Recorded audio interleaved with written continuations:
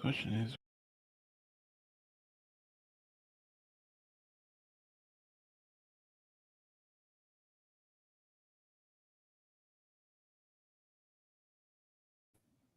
Hey everybody, how you guys doing tonight? We're doing a special show. Unfortunately, this one is a sad reason why we're coming on tonight. We lost the original actor who played Darth Vader in the original trilogy, unfortunately, a couple of days ago.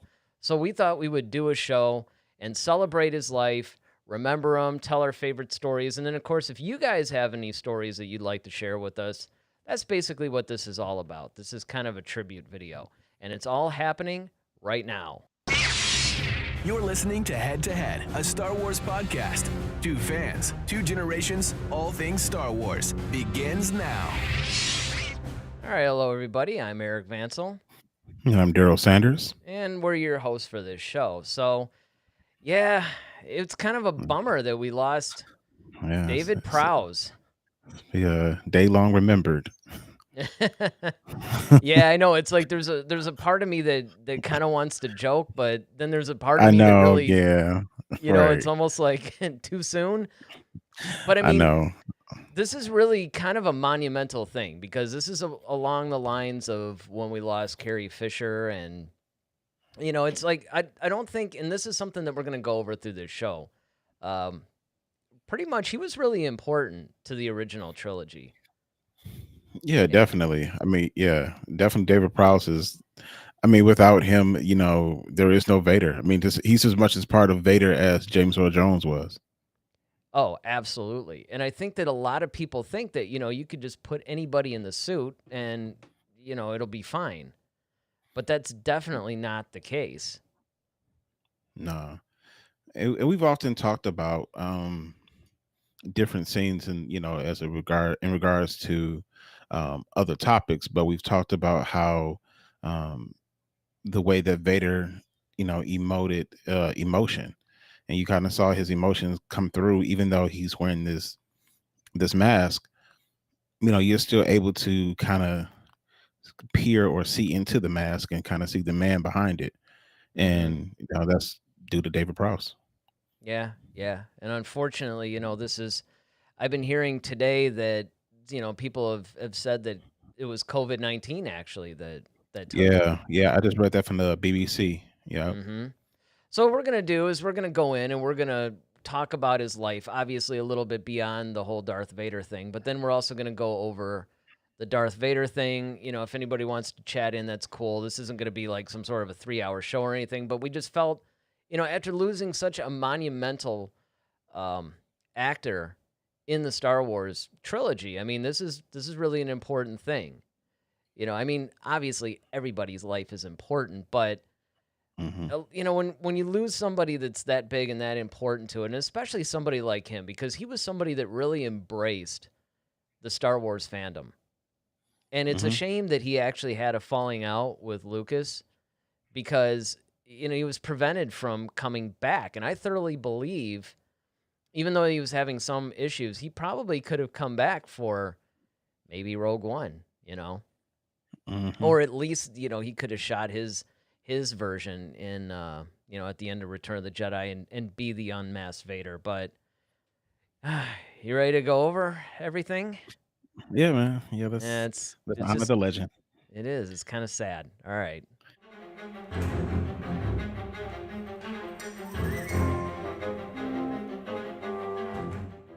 All right, so as I said, we are remembering the life of David Prowse, the actor who was actually in the suit, in the Darth Vader suit in the original trilogy. And of course, we lost him Saturday, I believe. And it was kind of a shock actually. I didn't That was one that I knew that he was having some health issues, but I didn't know that anything was really life-threatening or that he was having any problems. Yeah, I mean David Prowse is up there in age. He's about 85. So at the time of his death. And we have to be, realistic and looking at a lot of our heroes or the iconic characters from the original trilogy, which made Star Wars what it is today. A lot of them are really up in age. Harrison Ford, Mm-hmm. Mark Hamill's not so much, but but he's still up there. He's getting there. But David Prowse, you have, of course, we already lost Carrie Fisher. But a lot of these actors are at age, and you and I kind of chatted off camera about James Earl Jones. He's up there, and so Yep. at some point we know they're going to go. I mean, life isn't forever, unfortunately. So, this is definitely a blow to the Star Wars community. Um, like I said, from the first time he stepped foot uh, on the tandem, as Darth Vader, we were just like, whoa, who the heck is this guy? And from that Yeah, point and on, that's it. And this is basically the first image that we have of Darth Vader when he actually came onto the scene. And I mean, you look at this and this, whether you saw this from the very beginning, like I did in the theater in 1977 when this thing was released, or maybe you were more along the lines of the later generations, like Daryl's or whatever, it doesn't matter. When you saw this image right here, hmm I mean, this says it all, man. that's quintessentially the bad guy. Like, there's no ambiguity there. There's no, there's no question about it. That's the bad guy. And the fact that, you know, even that scene, he doesn't look that tall. He just kind of looks almost like average height. Mm-hmm. But it's until you really see that one scene, which is always one of my favorites from A New Hope, is when he's choking that one rebel and Yeah. his feet are dangling. That's when you realize, okay, this guy is not playing. Oh yeah, and it's one of those things where you just unlike and he was instantly iconic. That's the thing. It's Yeah. like as soon as It's he walked in there, and there's a mhm, lot of things that I've talked about with some of my friends and everything where he was so characteristic. He basically established Darth Vader, everything from his movements, his walk. You could tell that it's him in the suit. And everybody mhm, that's put on the Vader suit after him, basically just you could tell it isn't David Prowse. And there's something always something a little bit off about Darth Vader when it's somebody else in the suit. And I always go back, like after the Rogue One scene, especially because it bumps up so nicely against A New Hope. I basically went in and I checked it out, and then I immediately put on A New Hope, and I wanted to see what that was like. I wanted to see the difference, and it just David Prowse is Darth Vader, just like James Earl Jones is the voice of Darth Vader. Those mhm. two guys together make up that character, and I think a lot of times, and I've been saying this a lot on Twitter and Facebook and all the social media sites, that people really underappreciate his contribution to the trilogy and to that Yeah. character. Yeah. Yeah, definitely. I mean, it's funny because everybody thinks James Earl Jones when you bring up Darth Vader, as far as like, oh, who's the guy, and everybody think, oh, James Earl Jones was behind them. Like, no, he was just the voice. He wasn't Mhm. the actual actor in the suit. And so for David Prowse to take that role to being just almost like the embodiment, if you will, of Vader, um, that takes a lot, as a person, as an actor, because you have to, like you said, move a certain way. You have to have this gravitas as you're, walking down a corridor, and he just had a presence about him. I mean, yes, he was a big guy. David Prowse stood 6'7", and so he was just a big guy in general. But just to be able to walk with that suit on, which I'm sure was probably cumbersome, and it would have been done better today, but back in the 70s, I'm sure it probably wasn't the easiest thing to move around in.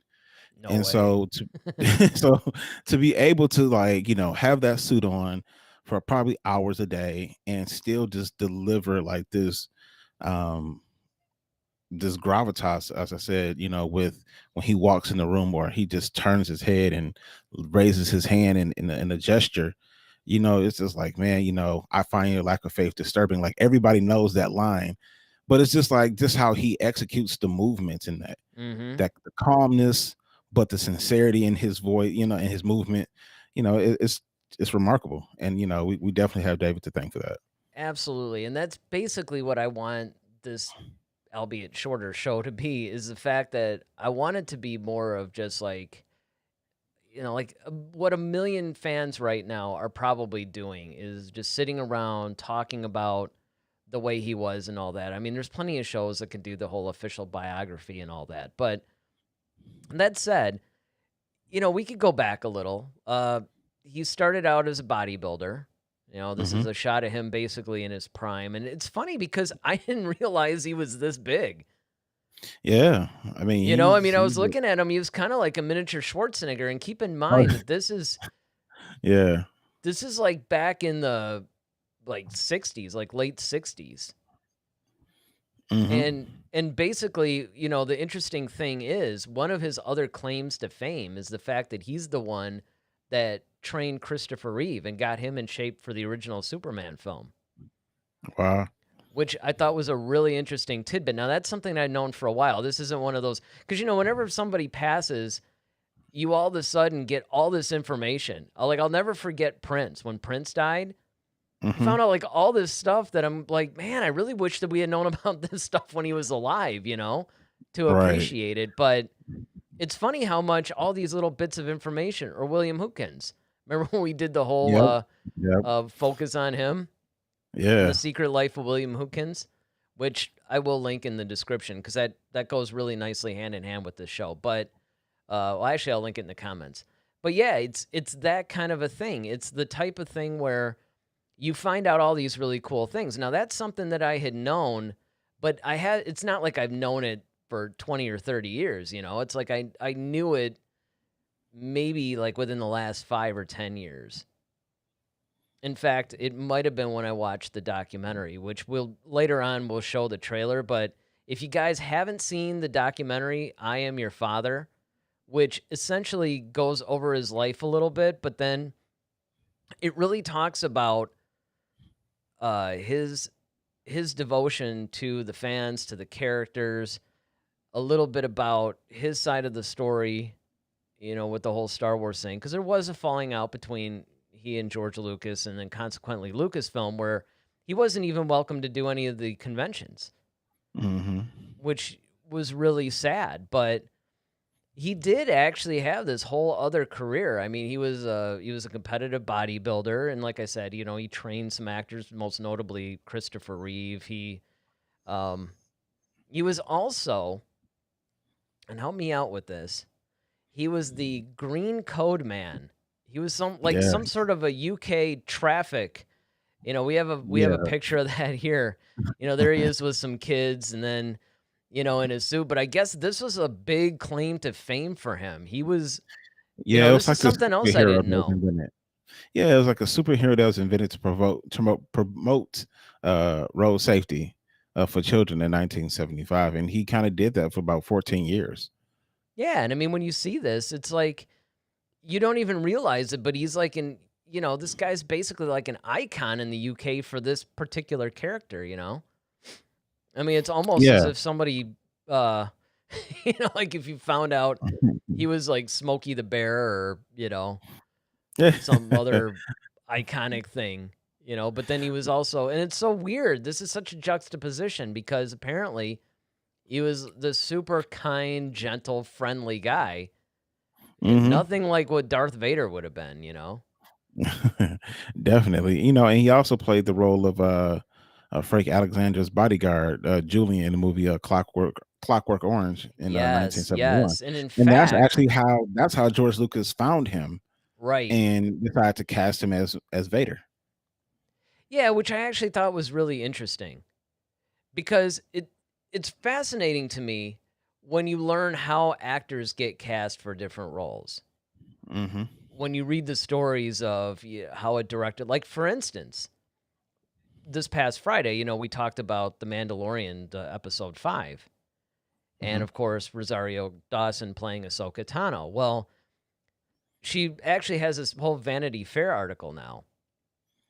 And it was interesting because the way that she got cast, and I had seen this, but I never really made the connection, is some fan actually drew some art of her as the character and said that she should play the character. And then, of course, Rosario answered that fan and was like, oh, yeah, that's great. I'd be down for that or whatever, right? And I remember that tweet actually. Well, a press secretary or something or somebody who was working on the press for Lucasfilm saw it and gave it to Dave Filoni. And then that got him to cast her in the role. So Wow. basically, this fan out there is pretty much responsible Responsible. for her playing the role. It's like it's called fan casting. Hmm. And so all kinds of stories like that when you find out, or even how Han Solo got the part, or like I know Right. it's a Like movie, everybody. Harrison Ford. Yes, Right. when Harrison Ford got the part of Han Solo, it was a similar thing. He was a carpenter basically on the set. Now, he had been in American Graffiti, but George wasn't really thinking in terms of using anybody that he had used in the past. And Harrison was working as a carpenter on the set, and he agreed to come in and read the lines opposite the other actors. And then George ended up liking the way that he was playing the part of Han Solo, and he gave him the part. So these are the kinds of things that are really fascinating to me. And this is the same Yeah. thing because A Clockwork Orange is such a, shall we say, unique film. Yes. Have you seen it? Yes. Yeah. A long It's time one of ago. those movies. Yeah, it's one of those movies for me. There's movies that, like, I'll think, okay, it was a good movie, but it's one and done for me. Yeah, it had kind of weird, like a weird avant-garde kind of. It was very strange. It was very much Yeah. an artsy film. It was something that Artsy I'm like, avant-garde. Yeah. Like, okay. yeah. It's one of those things that I recognize the cinematography of it. Like, I get the fact that it was, like, I understand why it's technically a great film, but it's Hmm. not like I had the desire to see it again. And to be honest, I even forgot he was in it. Yeah. I mean, yeah, me too. Like, it never really registered to me that he was even in the movie. And the fact that George watched it, because it was a thing to where I think, again, I might be wrong on this one, but I'm pretty sure that David had the choice between playing Vader or Chewbacca. And he chose Vader because he wanted to be a villain. He thought it would be cool to play the villain, which is probably, honestly, the best choice because Peter Mayhew is Chewbacca. Now, granted, if it had gone the other way, we would have been like, well, David Prowse is Chewbacca. You know what I mean? But Right. Yeah. I mean, it's one it's of those hindsight is things that, 2020. yeah, right. Exactly. It's kind of like one of those things. But when you stop and think about it, and this is the thing that's so funny with Star Wars, is there have been so many coincidences and happy accidents that really truly affected the movie and the way that everything was. I mean, it's like if it hadn't happened the way it was, we would have had a very different film and it might not have worked as well. Hmm. And I Yeah. I think that mean, it's so cool, well, yeah. I always think it's cool and interesting how the stars align sometimes when some people are in the right place at the right time at the right moment, and I think that's you know the universe or God's way of just like giving us greatness sometimes. And like you said, we would if things would have been switched around, David Prowse would have been Chewbacca and Peter Mayhew would have been Vader, and would we have gotten the same thing? We will never know. Would it have been better? We'll never know. But what we do know is both of them played their role exceptionally well. And to to David Prowse, like you said, most of those guys like that usually are like your gentle giants. And so for them to, take on these roles sometimes to play like these villains, um, like Richard Keel playing Jaws, It's Oh, another one. yes, another You great know, example. and he's just this huge, menacing looking guy. But behind the scenes, he's like this loving, cool guy, and it's just kind of like wow, like to be able to go to that place and bring something truly amazing and remarkable to the screen, and then at the same time go back to being who you know yourself to be. Once again, it just speaks to the greatness of the man. Oh, absolutely. So Ronaldo joined us. He said, "Hello, guys. Sad news. Still can't believe it." Yeah, I know. I mean, it's weird because the guy. It's not like he was 50. I mean, he Well, was yeah, 85. I he mean, was 85, it's right? it's kind of like you alluded to. It's not really the most shocking thing ever, but it was shocking in the fact that it was rather sudden. Well, see, here's the thing about David Prowse too is that he's been battling things, a good Yeah, portion that's of his true. life. I'm saying, like he had an infection, arthritic sepsis, where it almost took him out years ago. But That he's is always been true. a fighter. He's battled cancer. He's been a warrior. Most of his life. Even when he wasn't, playing Vader, everything else after that, he's just been a fighter. And so, I don't want to not acknowledge that aspect of him. The fact that he pushed forward to the age of 85, and honestly, he probably would have been fine if it wasn't for the stupid COVID thing. And that's the thing. It's just Well, that that's it. sucks. I think that's right. And I think That's that's one of why the I think things that that's why it hurt sucks. so much. Because it's Yes. not like he went on his own terms, or it was just like he became one with the force on his own. It's this stupid COVID thing that's unfortunately claimed the lives of so many other people in Hmm. America and around the world. And so it's just like, man, one of the greats is transition because of this thing. Yeah, and that's it. I mean, I think part of what makes it so shocking and so bad is after somebody survives enough things, it's Hmm. kind of surprising if they die out of nowhere. Yeah, It's almost like you get like you used did to. everything else. Well, it's kind of like okay, like my dad. My dad's had cancer like 3 times or something, and then he had a Right. blood clot that almost took him out. That should have. That actually all the doctors were saying like I don't know how you'd survive this and all that to the point that he got a little upset that they kept. It's kind of like Same. look, I get it. I should have died. I got it right, but the thing is, when somebody like that survives so many different things, it's almost like it puts you in a thing of like, well, they'll be fine. Like Yep. anytime they get something, they'll get over it. They've gotten over everything else. There's a almost this Mhm. immortality thing that you got going. And intellectually, that something eventually is going to take this person out. But if they survive enough stuff, you just are Yeah. accustomed to the doctors will figure something out or they'll get better, and something like this, it's kind of like, yes, what you pointed out. He survived all these things that are really bad. Mhm. And as bad as COVID can be, there's a lot of people that, they barely know they have it, right? So you Mhm. just, again, you never, that's a bad thing about this virus. You really never know what it's going to do to you until you actually get it. So, Right. yeah, indeed, it is a sad day. And again, I just want to reiterate that one of the reasons why we're doing this special show, and again, we didn't come up with like any preconceived thing. I mean, this is like pretty much like right off the top of our heads because we weren't really planning on doing any kind of a show or whatever, but he passed away on Saturday. And then yesterday, Daryl and I were talking about it. And we're like, you know what? We should we should do a special little remembrance show. Obviously we'll probably address it a little bit again for Friday's show, but we just wanted to do something. And because again, he really is important to the role of Darth Vader. Like one of my favorite lines, and this is the still of that. And this is the scene where he was like, the force is with you, young Skywalker, but you are not a Mhm. Jedi yet. Look at the way he's just standing there. And he's so Mhm. imposing. Yeah. And these are just examples of pretty much the way that he was.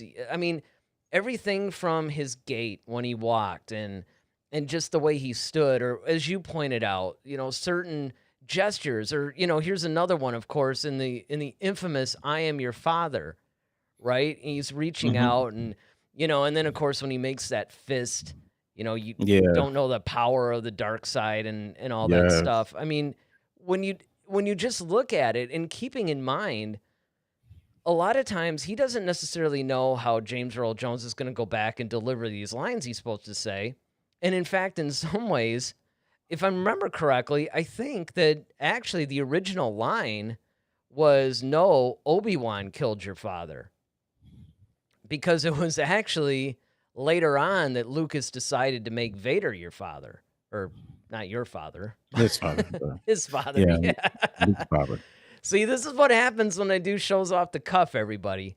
I get a little bit jumbled, but you know what I mean? It's kind of like, and he doesn't even know, Yeah. but yet he perfectly, the way that he emotes and the way that he does things in this suit when he's not the one technically speaking the dialogue. I mean, this is a big feat of acting. Yeah, definitely. I mean, and to those points, uh, I've always noticed later on as I was watching the films, I love this thing that Vader used to do where, when he would walk up to someone, like it'd be one of those admirals or something like that, and this the way that he would place both hands on his belt and how he would just kind of like rest Yeah, him there, almost like, and he kind of hit like his elbows were flared out a little bit, still that bro. It's almost like a bodybuilding pose, but like lighter. It's not like I'm trying it to stick my is. chest out, but it's just a Right. slight bodybuilding pose, and I just noticed it. And I'm like, because I knew David Prowse being a bodybuilder, I'm like, hey, he's doing that, but he's not really doing it. You know what I mean? And but he knows that that's a pose that shows strength or to project a certain, present a certain image. And so it's just little things like that, those little nuggets that I kind of started to catch. And if you guys go back, like watch the original trilogy, just because one, it's awesome. Two, because you want to remember David Prowse. But and three, look at his mannerisms, like look at certain things that he does. Um, you know, just how he walks up on people, how he like you said, like that whole gesture. He said, "And together we can rule the galaxy as father and son." And then he Yeah, and sticks he's that making hand that, out, and it's yeah, just making like, that fist, yeah, and that hand comes out, and he's really emphatic about some stuff. And you know, so it just really kind of like shows you just the without David Prowse, in that suit, like some of those iconic moments wouldn't be as iconic because it took his voice, James Earl's voice, and his and David's body language to really kind of meld together to really truly give us Vader. yes, and you bring up some great points about when he put his hands on his hips, kind of, and projected power, which is something that he probably did bring from the bodybuilding Hmm. community. These are the kinds of things that I think are subtle enough that they project what they're intended to project, but I think a lot of the audience misses it. And I think a lot of times, criminally, people just go, "Oh, well, you could put anybody in the Vader suit. He doesn't even do the voice." Hmm. And that's bad. So Ronaldo's got like a bunch of comments here. He says, "Most people know James Earl Jones is Darth Vader, but there's no denying that it is impossible to have the character without David Prowse. His physical Absolutely. performance added to Darth Vader's strength and intimidation. Also, before Mandalorian, David Prowse made us love and care about Darth Vader without seeing his face." That's another thing. I almost was going to capture a still of this too, but I couldn't really find a good one.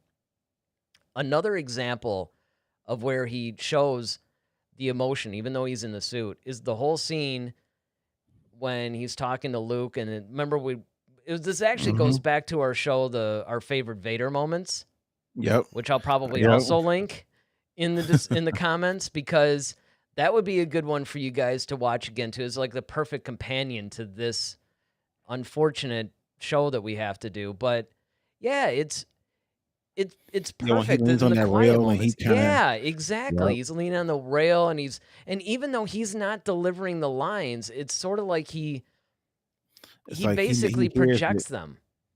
Yeah. It's one of those things where it amazes me how good he is at it. And this is something, honestly, and I'm not just saying this, I really did latch on to all this stuff years ago.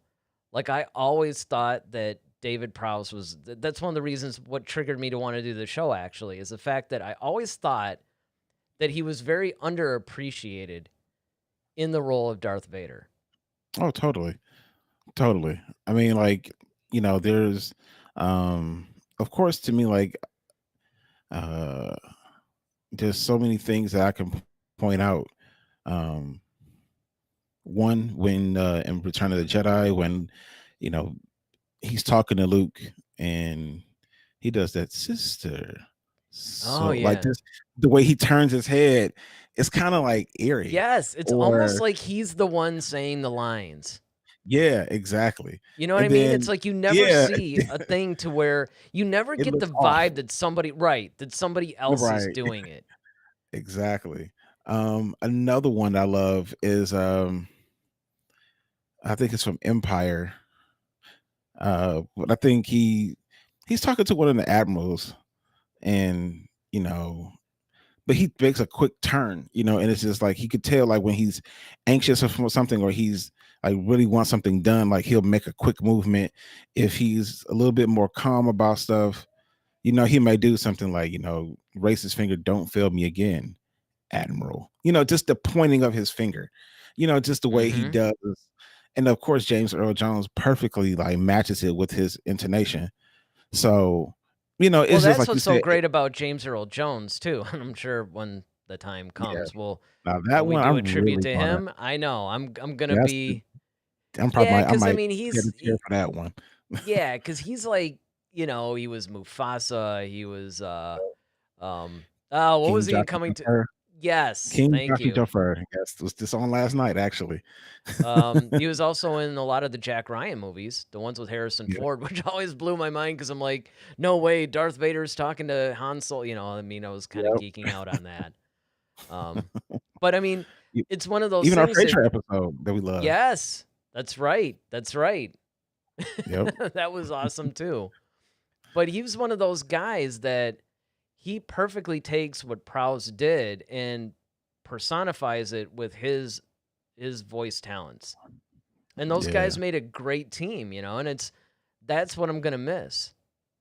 Yeah, Even though he hasn't definitely. really been in the role for a while. But the idea to me anyway is that when you brought up the fact that, he'll do all these movements and things like that that are perfect for what ends Hmm. up being delivered.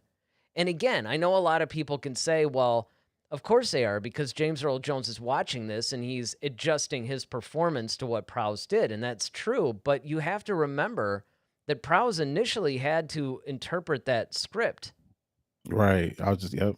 He had to Yeah. look at it and he had to move in such a way of whatever the scene called for and the lines that were being delivered and so on and so forth. I mean, the subtleties in his acting ability was incredible. Yeah, man, and you can tell the difference even in the direction and how he took it, because if you look at how he's played Vader in A New Hope versus Empire, Mm-hmm. two completely different, you know what I mean? Like I don't want to say two completely different things, but you got more out of him in Empire, even though that was more the darker movie, and Irvin Kershner actually directed that one. But and Irvin Kershner being more of a actress director, if you will, you Yeah. know, pulled a lot out of David Prowse. Saying as far as I love the line when he walks up to Boba Fett. He's like, "No disintegration." Just how he like walks past him, then comes back, and then turns, and he walks. He specifically points out Boba Fett, like, "I heard about you. Chill out." Basically, and it's just little things like that. And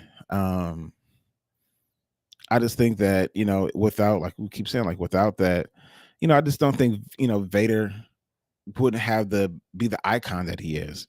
And whenever he showed up, when he walked into a room, or it was just kind of like, uh-oh.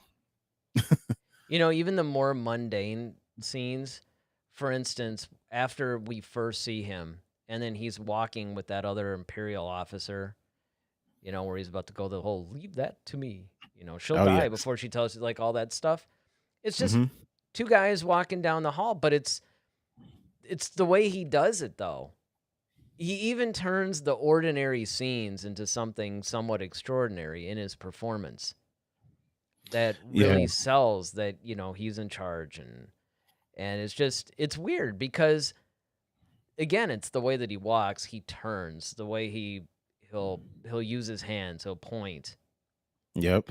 The one of the best ones too is, if you want to talk about the intimidation piece, is the is when he's talking to Lando on Cloud City. Oh He yeah. leans in front of him. He's like, perhaps you feel like you've been treated unfairly. Just the fact that he leaned into him, he kind of put that intimidation factor into Lando. How he's like ducked under the little, because he's too tall for that thing, so he had to duck under the thing. And then once he ducked under, he stood straight back up. Flex his shoulders back. It's just like I said, it's just little things, little subtle things like that. If you really pay attention to how Vader is actually delivering these lines, but you see how he's actually portraying himself, and these, you really get a chance to see, like, man, like this is really some stellar acting, because it's the little nuances that people don't pay attention to, but that actually carries the thing over. Much like John Williams music. When we went to go see the Star Wars, Oh, the Empire uh Strikes Back DSO thing. yeah, the DSO thing, and when you don't really realize how much music is actually in that movie, because it's subtle. Mm-hmm. It's like little things, like the flutes be playing in this little part, and then they'll just dip out, and you don't even realize that's in the movie until you actually sit down and actually hear it played. And I think that's one of those things. Like, now, if you go back and watch David Prowse and all of his, uh, minuscule moments, and some of his, big moments, you'll notice, like, man, like this guy was really doing a lot in the suit. It's funny too because, and this is great. I had heard. Now I still don't know if this is entirely true or not, but I heard the whole point where when Boba Fett raises his gun, and then Vader like Oh you know yeah. basically pushes it back down. I heard that was improvised by him. Oh That wow. that wasn't in the script. Hmm. I'm not Yeah, I mean, 100% certain, but I had heard that, and I'm not sure if it's absolutely true, but I heard that was a thing that he improvised. Now, why I don't know. yeah. I mean, well, you know what? It's kind of, once again, like him being in control, and I think that's one of those things that Irvin Kershner, he encouraged improvisation, within the actors, Oh, just like Han absolutely. Solo's, I know, like Han wouldn't say I love you too, so he did the whole I Right, know thing, right. and it's just like allowing the people to really take the script and make it their own, and really commit to it, the character, so yeah, Boba Fett's raising the thing, raising the gun, and Vader's just like, nope. And Yeah, almost and like Boba I have Fett other doesn't. plans for these guys. Yeah, and remember he said no disintegration. So it's like he knows how Boba Fett think, so it's just like a kind of a callback to that. And Vader's like, remember I told you, no. And the fact that Boba Fett never challenges him, you know, Yeah. it's like, no, Vader's like, I got this. And that's, once again, that's a show of power and control, that I have the situation under control.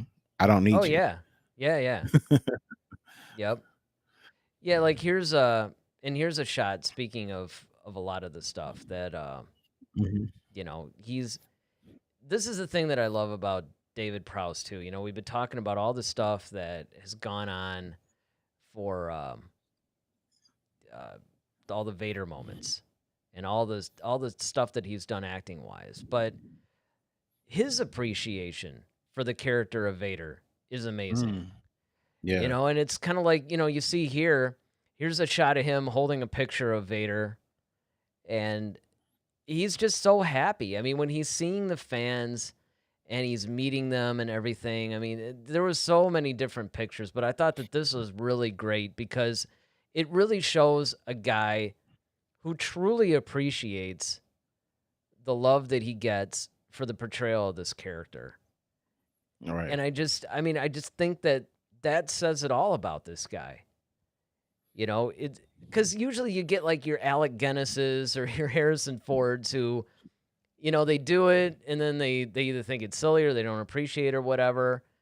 I mean, you can never get Alec Guinness even. I mean, let's just say that. Well, I think they might have had the conventions and stuff like that because he passed away, I think, in like around '99 or something, or maybe 2001. It was somewhere between, I think, Phantom Menace and Attack of the Clones because they had started to ask him stuff, and he's calling everything rubbish and all that. But Prowse Hmm. actually really appreciated. He loved the movies, even though he had, and this is the thing that's interesting too, and this really really shows what kind of guy he is. He got burned by Lucasfilm on this stuff Hmm. for some inexplicable reason. I mean, there was this whole thing to where he accidentally gave away the "I am your father" thing in an interview, Hmm. but it's like he actually let some spoilers slip or something. That's supposedly that's basically the nucleus of where this rift or falling out came from. But the thing that's interesting to me is that even though he had been somewhat screwed over by them, he didn't take it out on the fandom. He continued to actually go to, he would actually go to conventions that weren't official or hold his own stuff and sign autographs for fans. I mean, how many people would do that? All because, Yeah. he would answer, because he was pretty active on Twitter, and, he would answer all kinds of questions. I mean, he was just a genuinely really cool guy. Yeah. I mean, and that's what I'm saying. Like, it's just that's how you know that you really have have a bond with the character. Like he realized just no different than we did how much his portrayal meant to the character of Darth Vader. And I think that's one of those things that you're proud of your work. It's like, hey, I took this job. I wanted to play a villain. Who knew I would be like one of the most iconic villains of all time? Not just any villain, like an iconic villain, like people who don't even watch Star Wars, who know nothing about Star Wars, know who Darth Vader is, and know the line "I am your father." And those Yeah. two things are synonymous with each, and David Prowse can say, you know what, I did that. I'm that guy. you know, um, and that's one of the cool things that you know, I would love to even been like, to listen to him tell stories, maybe to like his kids or grandkids about this stuff like this. What was it like working on the Star Wars set? And, what was it like, being in the suit and, you know, doing all kinds of stuff. Well, the thing that's interesting too is that a lot of actors will get upset. Like, take Leonard Nimoy or William Shatner. Now, both of them went through periods where, I mean, Leonard Nimoy even wrote a book called "I Am Not Spock," Hmm. and then because he was just so tired of being typecast, and you can understand from an actor's perspective why they, because the idea behind wanting to be an actor is that you want to portray a variety of different characters. And if you're typecast as one particular thing, it becomes very limiting on what you can do. Now, Right. sometimes you're typecast by character, sometimes you're typecast by genre. In fact, that's one of the Hmm. reasons why Jamie Lee Curtis, after, because she did Halloween, that was her first movie. And then she went on Hmm. and did Prom Night and then Terror Train. And it's like, you know what? I need to not do horror movies because I'm going to get typecast as a horror movie actress. Hmm. But much like some of these other people, they show appreciation, they return and all this other stuff. But you have a point. It's kind of like if you're typecast, hey, nobody cares about you other than Darth Vader. It's like, most iconic villain of all time? Yeah, all right, that's fine.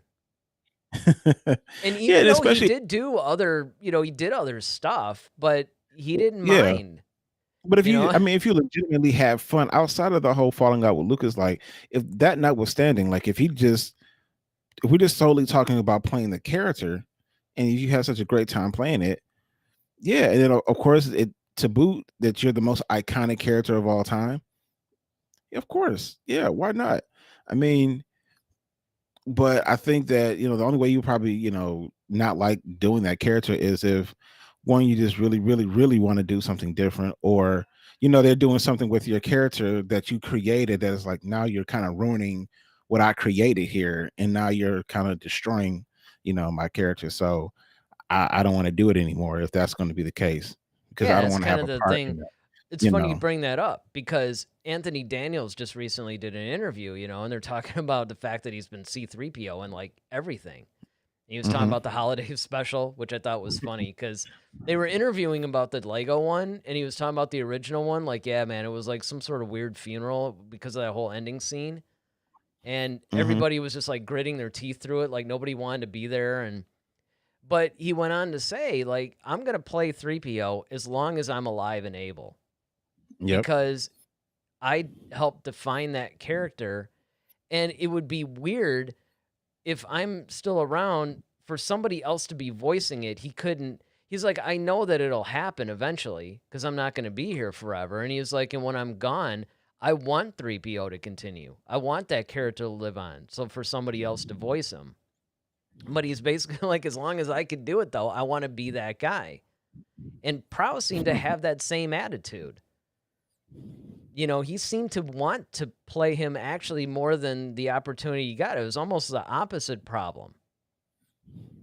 And it's funny, though, because you bring up, as we're starting to wrap this thing up, you bring up a thing to where you wish that, it would be kind of cool to hear him tell stories to his kids or whatever about being in Star Wars and what it would be like and all that. And we happen to have the trailer to this documentary that I've been talking about that I saw probably about a year ago. So it's available for streaming. You can rent it. It's not free really, but I would really urge anybody that was a fan of David Prowse to go out and rent this documentary called I Am Your Father. So let's check out this roughly 2-minute trailer so you guys can get a feel for what this is all about.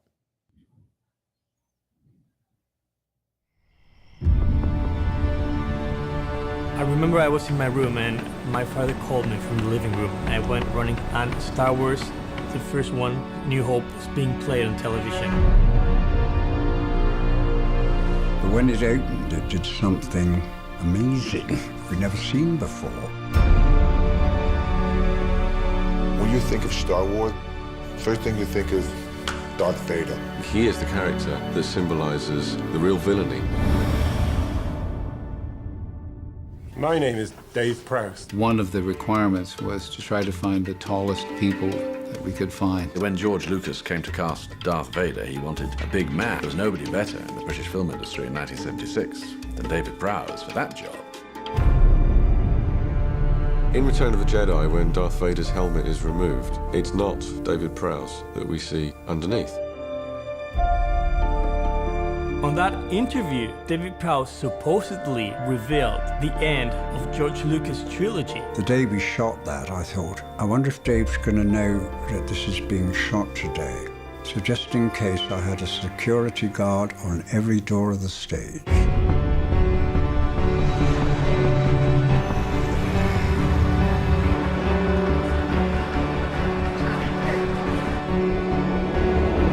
What I'm trying to do is to get David Prowse, sit with him, and ask him, would you like to be Darth Vader again? Ladies and gentlemen, the real, the only true international legend, Mr. David Prowse!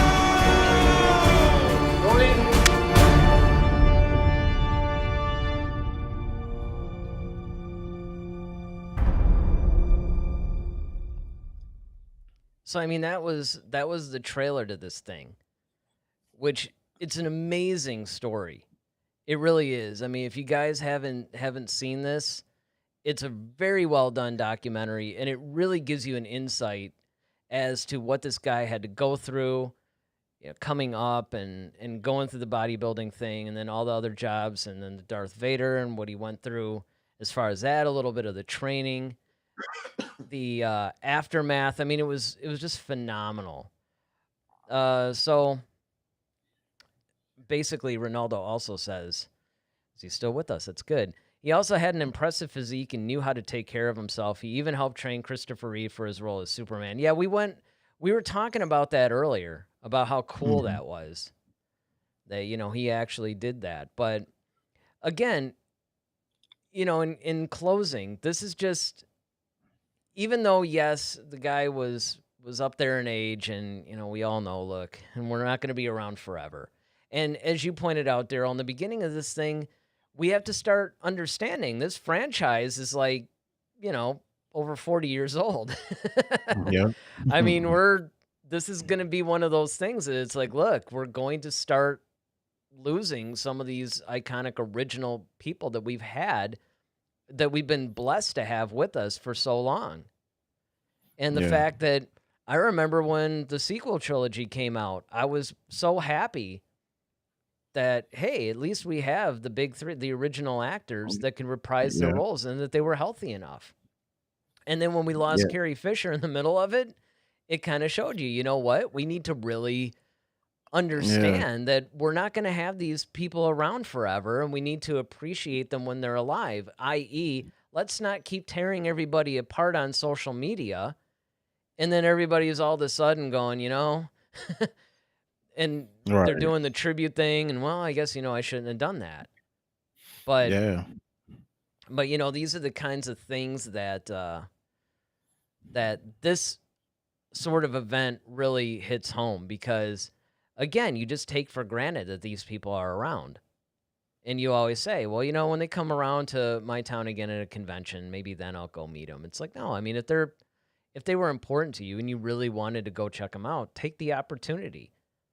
And again, I can't stress enough, if you're a big fan of this guy, like Daryl said, you can go back and watch the original trilogy. We would encourage that. But also, rent this documentary, this I Am Your Father documentary. It's just brilliantly done.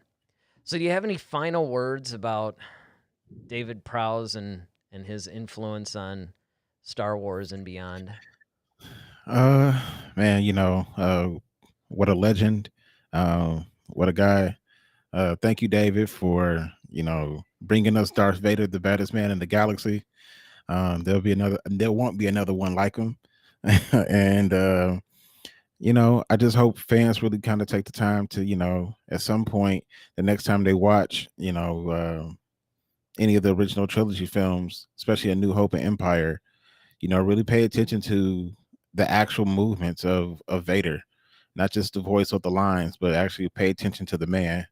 And hopefully you think of David and kind of give him a thanks for, all that he brought to the character. Yeah, I'd like to second that.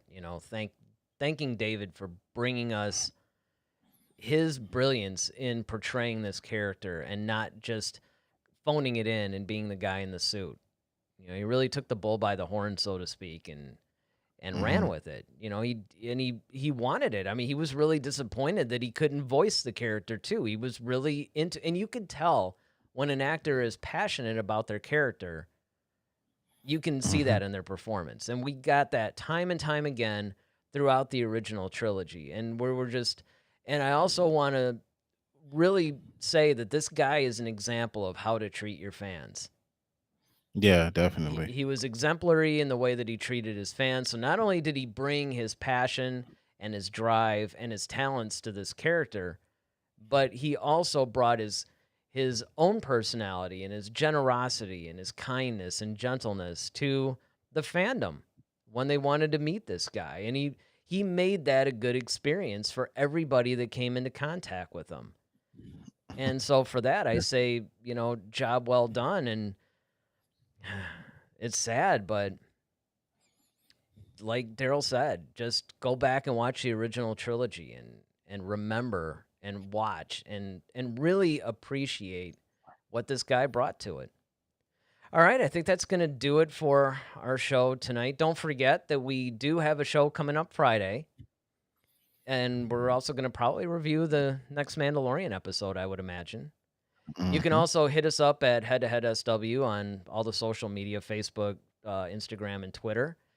And don't forget to check in the comments section. We'll link to the videos that we have from William Hookins and also our favorite Vader moments. So be sure to check that out. So Until Friday, I'm Eric Vansel. And I'm Daryl Sanders. May the Force be with you. Always. Head to Head, a Star Wars podcast. Be sure to follow us on Twitter @HeadToHeadSW. Submit your questions for our next show. Visit our official website at headtoheadswpodcast.com. Until next time, may the Force be with you, always.